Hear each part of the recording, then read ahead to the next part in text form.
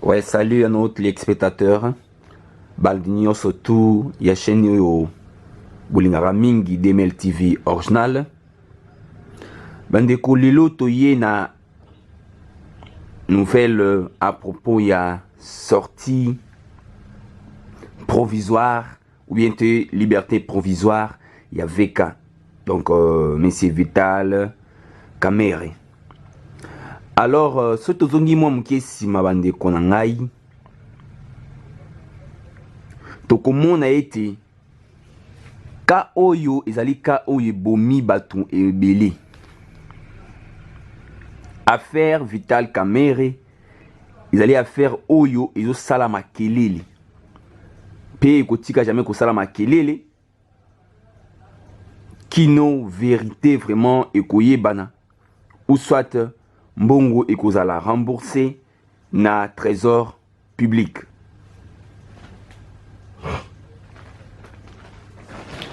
Et bandeli ezalaki ndenge bandeko na ngai. Donc biso mingi toyebi, mais biso mingi pe toyebi te. Alors ezala bien to kende na moi. Si matozonga mo mke sima pona toyeba, mo mke à propos el kambo. Tozana biso brève, mais ezala bien ko simba nyoka na mutu au lieu na nzoto bete na mukila. Bandeko, monsieur Vital Kamerhe, donc Tolobaki, ami proche, donc Tolobaki qui est le tout puissant, parce que affaire il y a Kati, il y a présidence, ouais, présidence actuelle, bien sûr.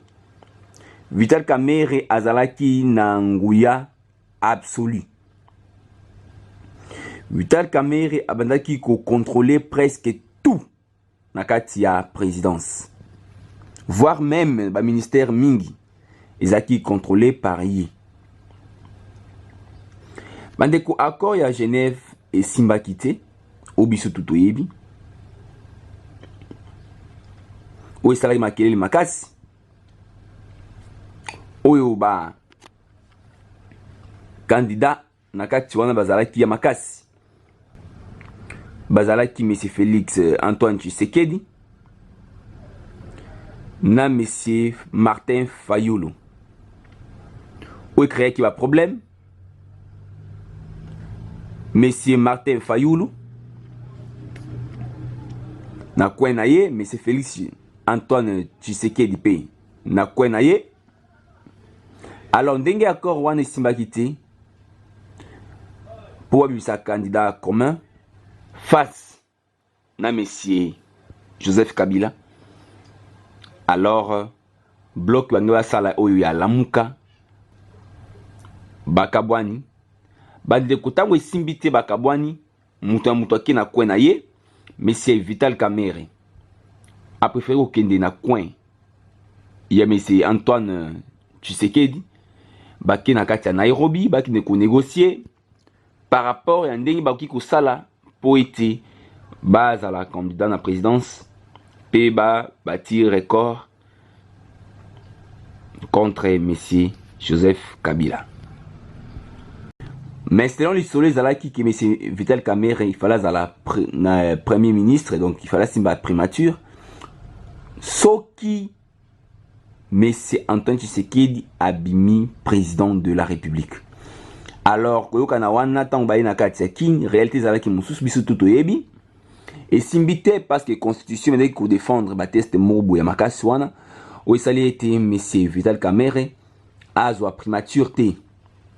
Alors pour kotika la libanda boité ou soit pour ko éviter ko bengama ingrat yango mona ki ete M. Félix Tshisekedi a préféré que mon cher naka oyo ndenge simbite yo okoka ko simba primature te.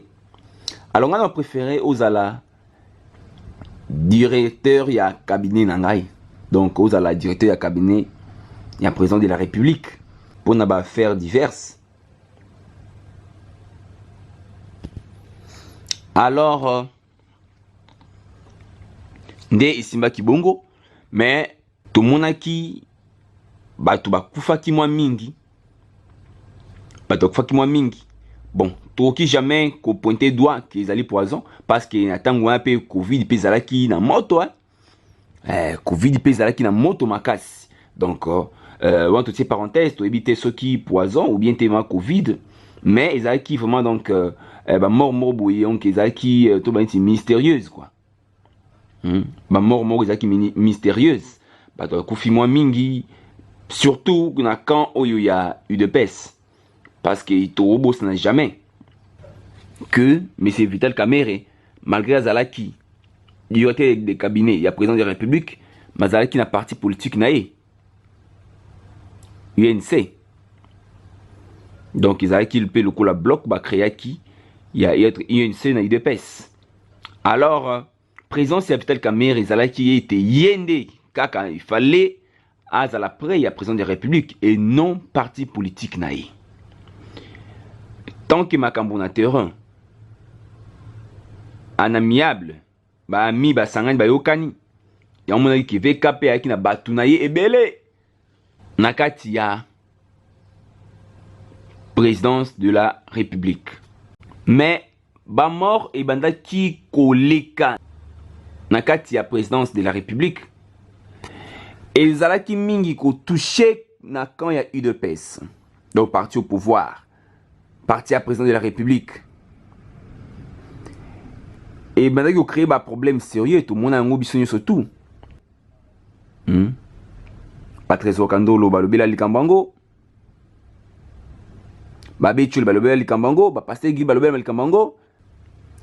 Benjamin Monasuka, Balobela Likambango. Président Gilles, Balobela Likambango. Président Zanto, Balobela Likambango. Donc, Bato Belé, Balobela Likambango. Ceux qui vont voter quelques membres il y a bande ko ya lamuka balobela pe likambango ba mona likambango za qui se suspect wa to kubo sango jamais bande ko lamuka balobela ki likambango pour ba mona ki pe clarté alors bande ko ngai et salami bongo malgré ça président de la République a une stratégie naé o ezala qui était bon à liboso ya makasi oyo esima makina maboko ya monsieur Vital Kamerhe pour ça la démarche pour la vente de matières premières tout ça monsieur Vital Kamerhe étant accueilli le banda beti cop naé ça les lié je sais pas si je peux dire majoration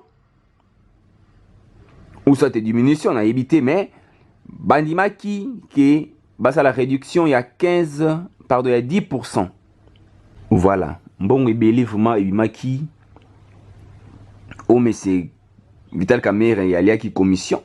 Il a bénéficié de Mbongoana.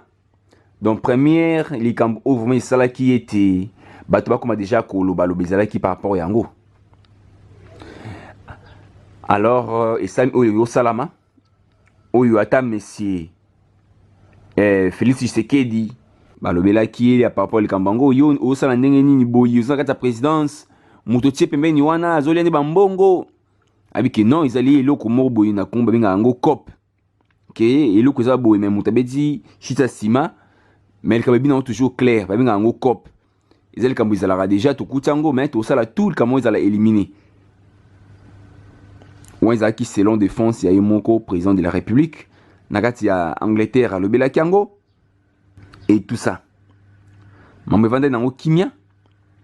Allez, tu es sur une affaire il y a 100 jours. Oh, il m'a mis vraiment un problème sérieux. Ils allaient à faire il y a 100 jours. Donc, pour la construction, il y a saut des moutons. Na achat, il y a une maison préfabriquée. Oh, il y a un militaire. Il y a vraiment des bimi, mais c'est Vital Kamerhe na prison. Il faut tout ça quand même clair.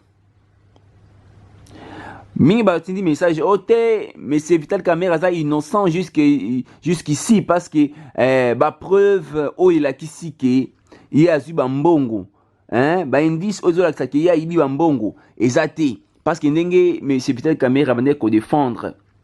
Ils ont la vraiment qu'il est innocent puisque ba document nyo surtout a sorti en bon à la kisi yango place ba mbongo bando ko kende à la kisi yango tout ça beaucoup condamné ils allaient affaire politique tokolobela yango mais toloba liboso likambo oyo bato ayebi nano.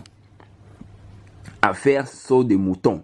Donc pont pont oyo ambongo mosusu ezalaka mosusu edeplasaka tout ça mais pont oyo esalaka ete embouteillage ezala réduit na mboka.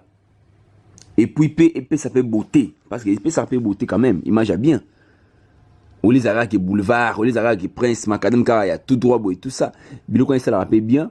Tom son mutanga qui est là et à matete. Ana lemba par exemple. Au là beta ba tout rebelle tout ça kuna. So bâti sur des moutons électriques et faciliter tâche.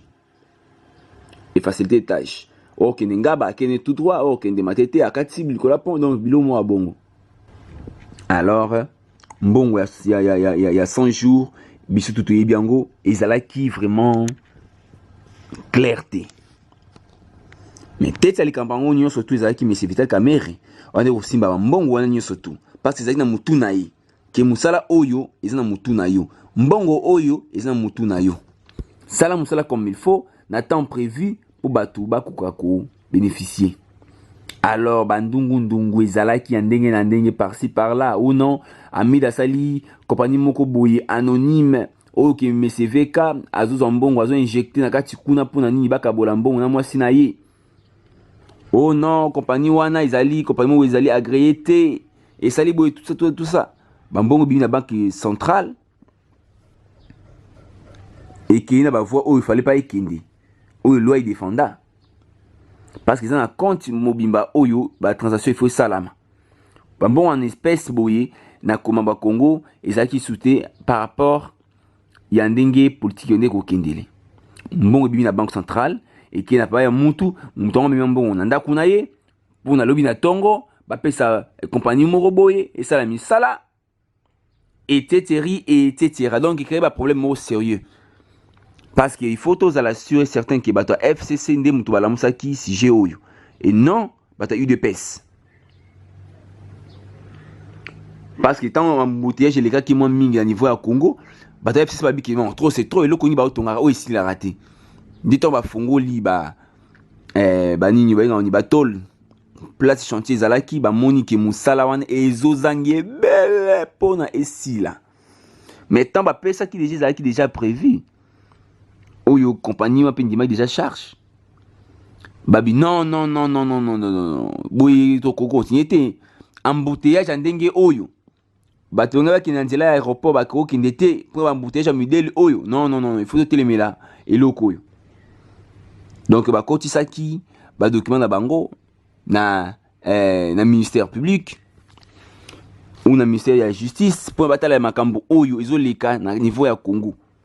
Donc oui que président est incompétent tala mambozo sala musala bandaka tout ça vous ne si la raté azoko sabatu mbongo bébé bimi musala si la raté tout ça tandis que babosa ni mbongo ezalaki na maboko ya président de la République ité idée ya président de la République initiative ya président de la République mais que si ezalaki eti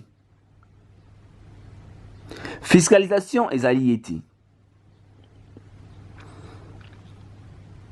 sorti en bon et tout en pesango. Alors, tant que salami bongo, parce que ça écoute, babi était non, et que ça l'a bien vraiment n'engue batoué au côté de document bouba baso baté, au côté FCC quand FCC.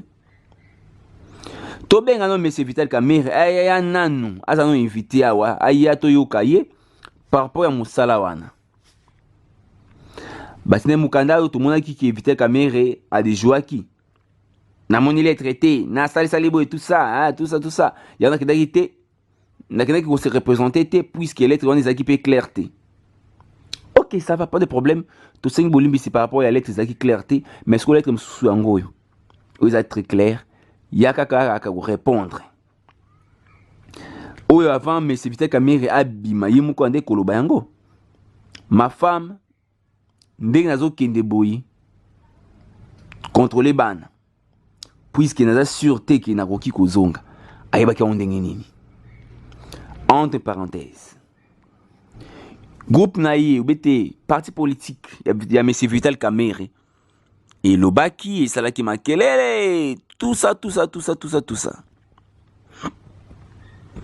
Mais c'est Vital Kamerhe accueilli, Bayokiye, à convaincre vraiment tribunalité, à convaincre vraiment procureur. Bon, comme les aboito, ou n'a pas convaincu, mais tout ça vraiment convaincu par rapport à Makambango, tout préféré au qui n'était aux Alaha. À partir à Wana, M. Vital Kamerhe Azalaki arrêté. Jusqu'à ce que ka ikindaki na ndenge kindaki biso tout mona kiango.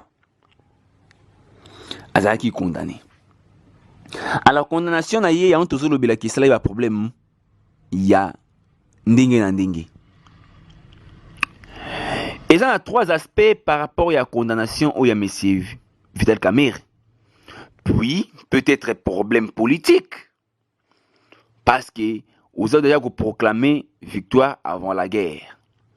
Que non, en 2023, on a postulé parce que nous avons qui M. Félix Tshisekedi a ma candidat et puis a bâti record à Longa, M. Kabila. Ndenge moko pe kosala maki M. Félix Tshisekedi a kosala pa na ngai VK pour na bâtir record na Longa na 2023. Or politique ils a boité. On sait tous que M. Vital Kamerhe aza très intelligent bande konanga toko sanate. Aza mayele, oui. M. Vital Kamerhe aza vraiment mayele. Ayebi ndenge ni ako sala boye pozongi saboye. Donc contrôler le mouvement tout. Mais comme vous le voyez, erreur est humaine. C'est tout à fait normal à faillir en tant que Moutou.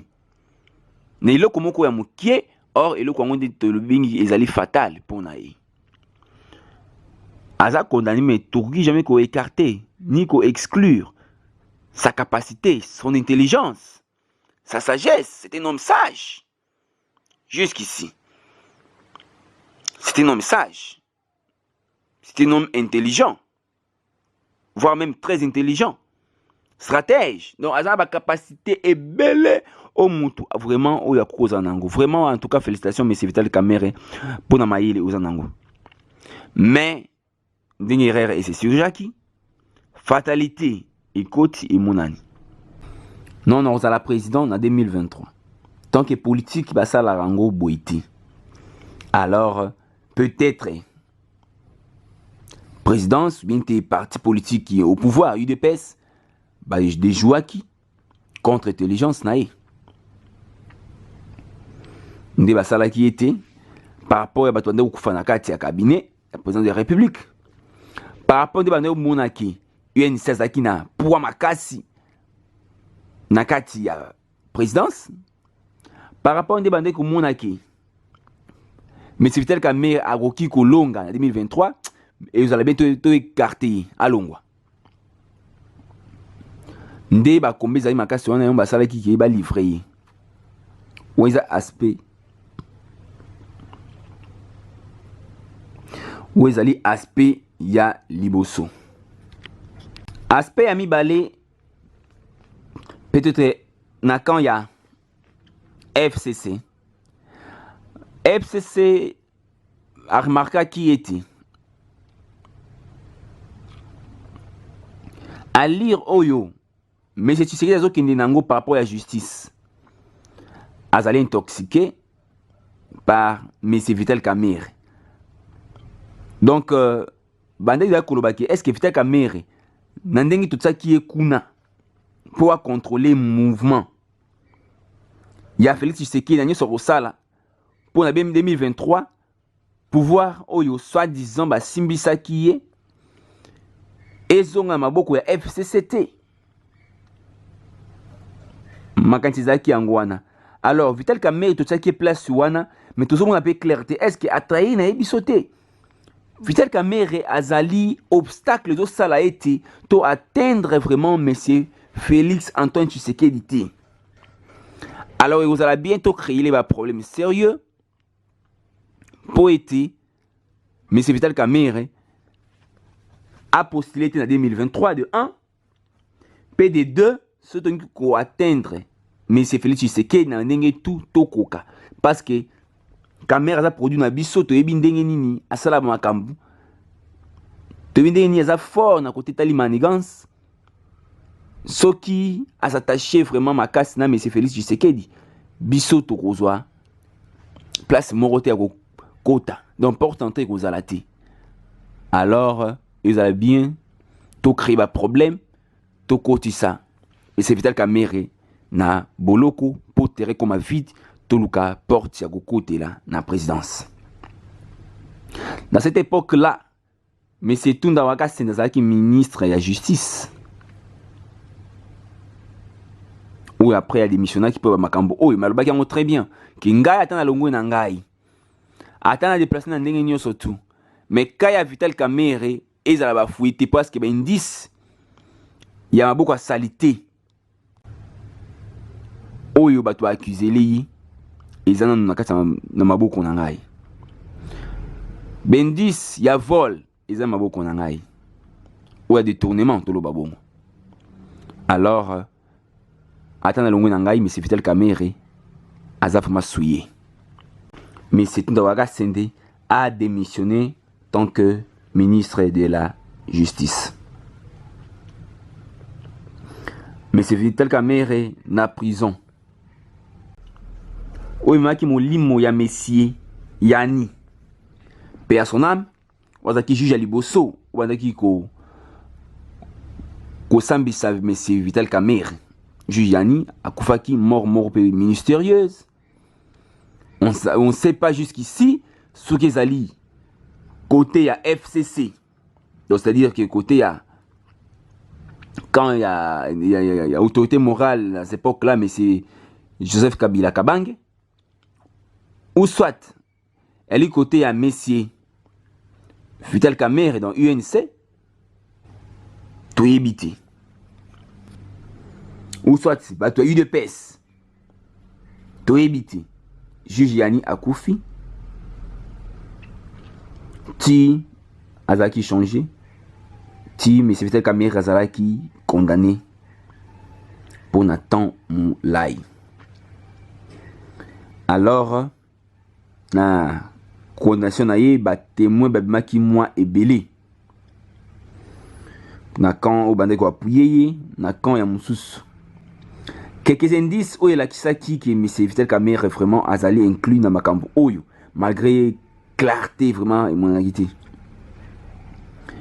M. Vital Kamerhe yo yebi M. Jamal. Non, je le connais pas. Je le connais pas donc il y a albaïtement qui a yebiété. Monsieur Jamal, tu connais M. Vital Kamerhe? Non, a yebiété. Ok. Ben, il témoin oculaire. Alors, que Batouni témoin. Yo, oyebi M. Vital Kamerhe? Oui, très bien. Et M. Jamal? Oui, M. Jamal a yebié. Nanzela ya M. Vital Kamerhe. Oh, nandenge nini boy. Na bureau ya M. Vital Kamerhe.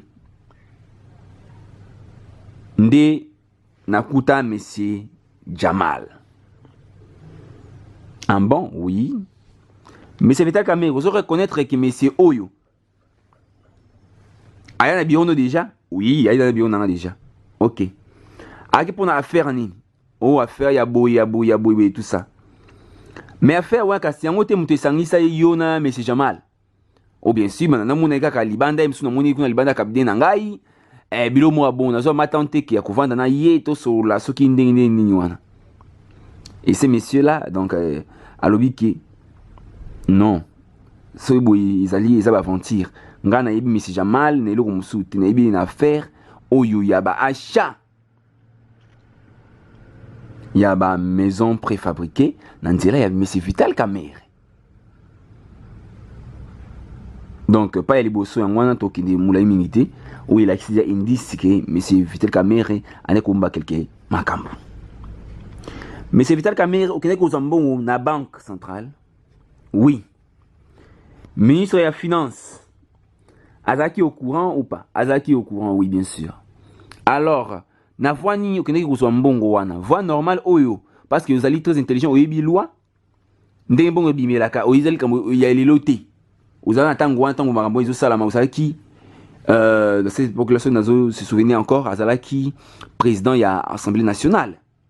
Donc c'est-à-dire qu'il va voir ba loi tango ezovota mais ye a aussi mon maboko par rapport ke ndenge mambo yondo salama par rapport ndenge babongo yondo bimela tout ça. Donc il était au courant. Et bien nzela mususu ndenge ni yo homme d'état indi sa mibale yangwana. Donc c'est à peu près ça. Et M. Jamal na côté na yo qui soit liboso ko batuna ki bongo ndako oyo Masaro azwa ki place boui azwa ko na sens ni ononga pesa ndako lokola cadeau. Oh mais yo muto ibité yo pesa ndako lokola cadeau poani. Ah non non ça c'est pas mon problème non nga ya pesa nga ba cadeau beli na pesi cadeau.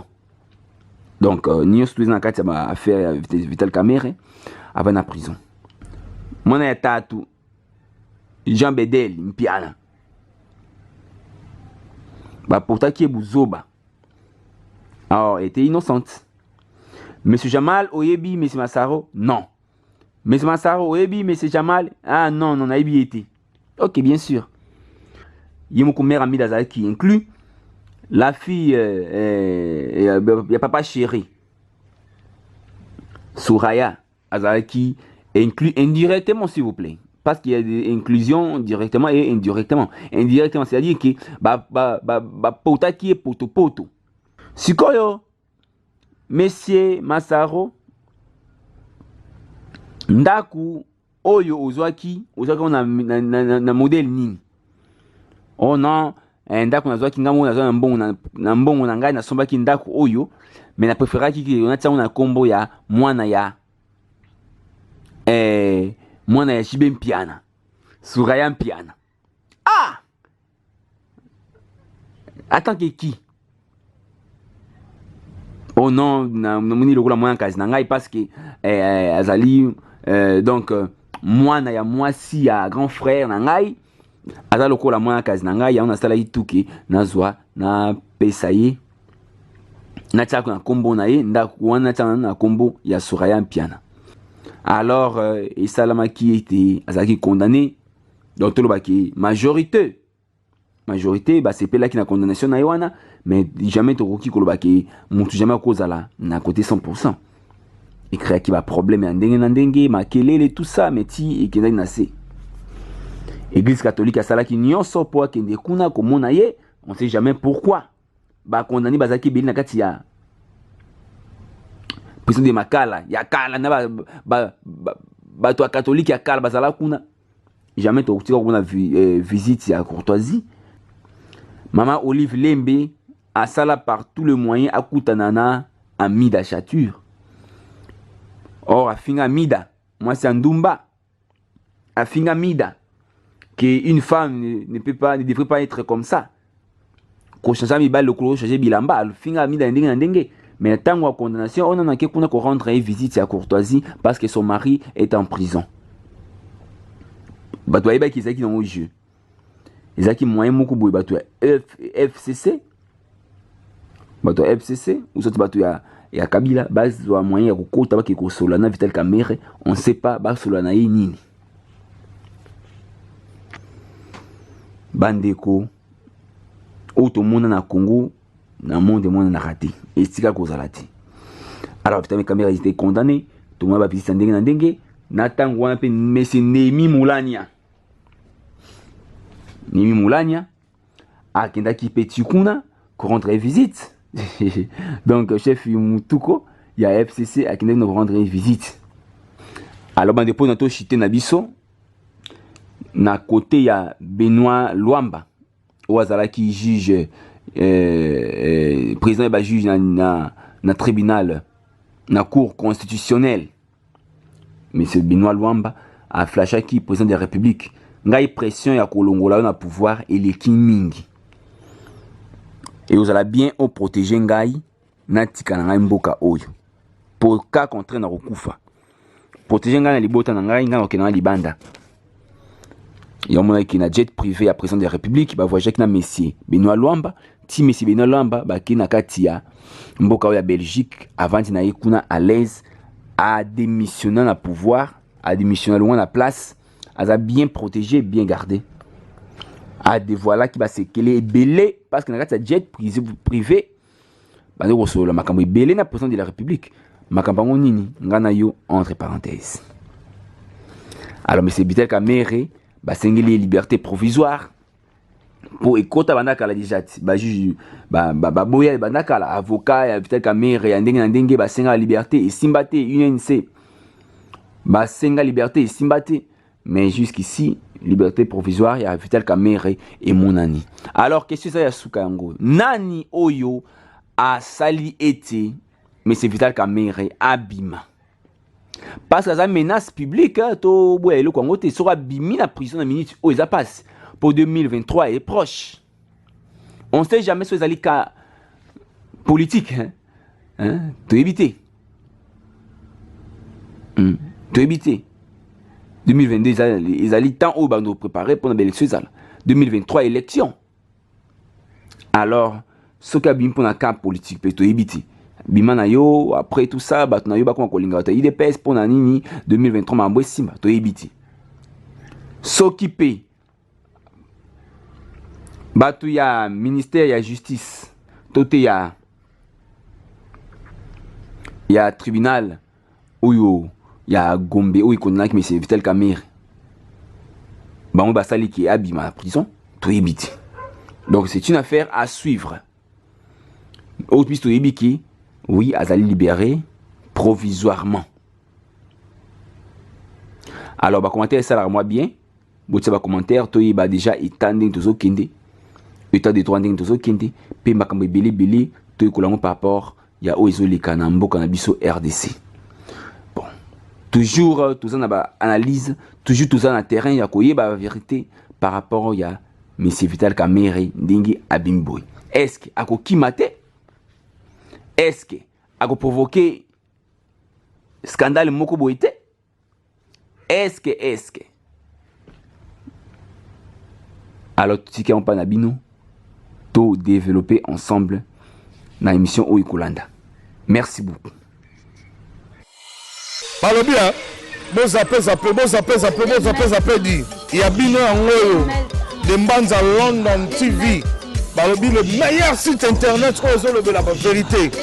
Oui, quand tu as une source d'information, sport, d'information politique, d'information musique, d'information surtout na de Mbanza London TV. Botika bablo voilà surtout botala kaka de Mbanza London TV avec des Bruno original. De Mbanza London TV avec des Bruno original.